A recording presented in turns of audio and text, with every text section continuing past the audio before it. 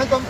ராதாகிருஷ்ணன், தமிழக விவசாயிகள் பாதுகாப்பு சங்கத்தோட மாவட்ட செயலாளர். இன்னைக்கு 9/2/2026 மாவட்ட ஆட்சியரை சந்திச்சு எங்களுடைய கோரிக்கை மனு கொடுக்கறதுக்காக வந்திருக்கிறோம். என்ன கோரிக்கை மனு அப்படின்னு சொன்னாங்கன்னா, கடந்த 28/12/2025 ஈரோட்டில் ஒரு மிகப்பெரிய அளவில் 50,000க்கும் மேற்பட்ட விவசாயிகளை அணிதிரட்டி ஒரு மாநாட்டை நாங்கள் நடத்தினோம்.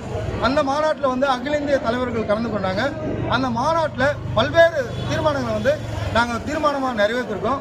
அதில் ஒரு முக்கியமான தீர்மானம் என்ன அப்படின்னா, மத்திய அரசும் மாநில அரசும் விவசாயிகளுக்கு வழங்கப்பட்ட கடன்களை முழுமையாக ரத்து செய்ய வேண்டும். இது ரொம்ப முக்கியமான ஒரு மாநாட்டோட தீர்மானம்.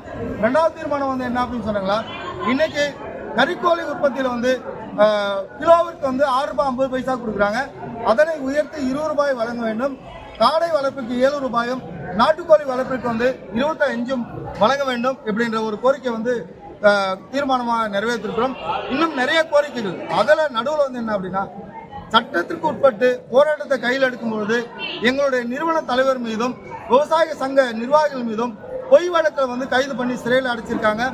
அந்த பொய் வழக்கை ரத்து செய்ய வேண்டும். இதுதான் முக்கியமான ஒரு தீர்மானமாக சொல்றோம். அதே மாதிரி என்ன அப்படின்னா, பாலாத்தில் கழிவுநீர், பிளாஸ்டிக், தோல் தொழிற்சாலை கழிவுநீர் இப்படி தொடர்ந்து வெளியேற்றிலே வராங்க. அதனால பாலாறு பால்பட்டு பயன்பாட்டுக்கு இல்லாத ஒரு நிலையில் இருக்கு. அதனை உடனடியாக தடுக்க வேண்டும்.